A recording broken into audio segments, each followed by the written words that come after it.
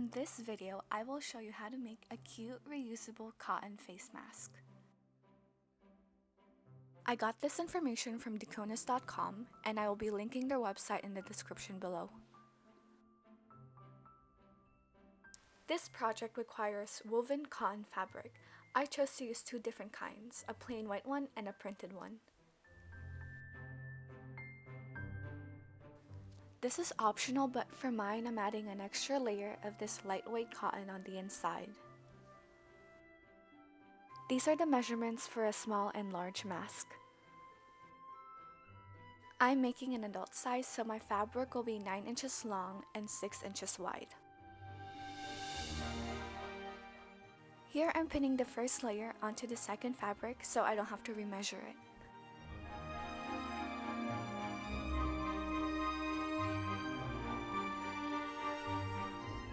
For the straps, cut 2 strips of fabric that are 8 inches long and 1 2/8 of an inch wide, or about the width of a ruler.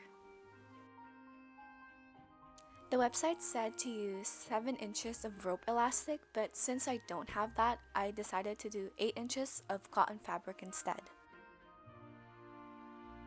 You should have 4 pieces in total. 2 straps and 2 rectangles for the body. And because I have an extra layer, I will place that on top of the fabric of my choice and treat that as one layer. To make the straps, fold the sides of the 8-inch long strips towards the middle.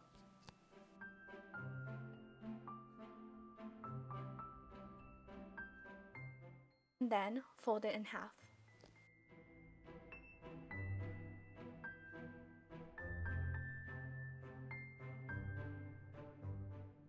Secure it in place with pins and sew a straight line along the edge.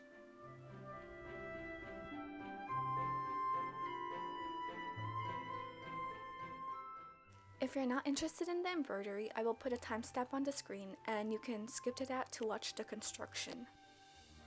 Before I started the embroidery, I drew the 5/8 seam allowance so I know which areas to avoid.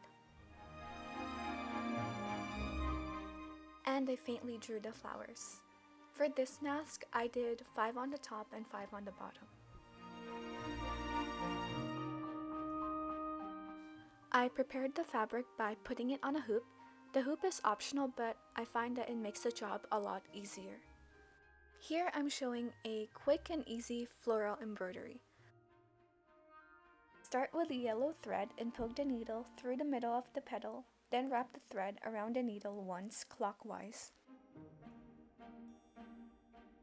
And make sure you're holding the thread when you pull the needle. This will result in a knot.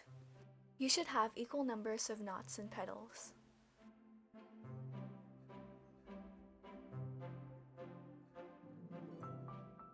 To make a petal, start at the outer tip and do a short stitch. This will create a small loop. Push your needle from one side of the petal through the loop and out the other. And this is what it looks like after it's done. Of course, you don't need to do embroidery. You can decorate your mask with lace and trims. I chose embroidery for mine because I think it's a great way to personalize your mask.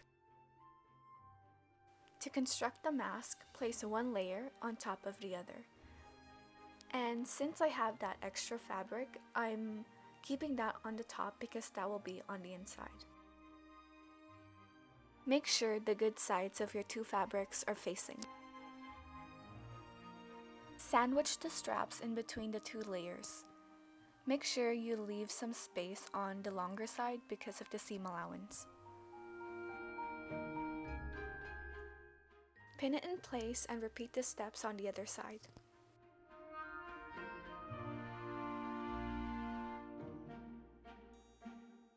Pin the layers together and sew a straight stitch along the sides. Reference the 5/8 line and make sure to leave a third of one of the longer sides open because this is where you will be turning your mask inside out.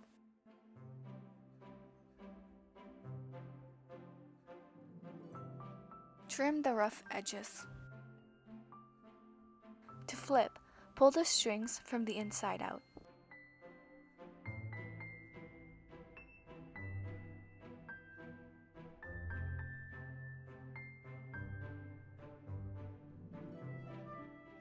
Flatten the shorter side and make 2 folds. Make sure the folds are equal. Pin it in place and repeat on the other end.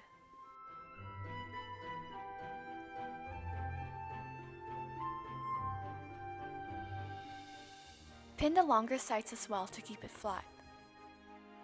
Sew a straight stitch along the edge of all sides to keep the mask flat and to secure the folds. And after you sew the sides, the mask is ready. This is what it looks like on me.